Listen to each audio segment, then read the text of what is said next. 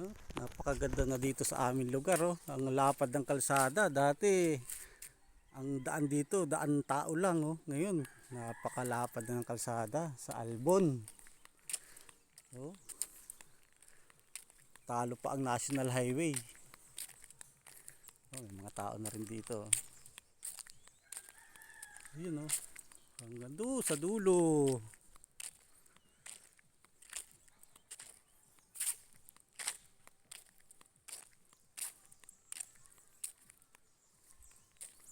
May ganito pa oh.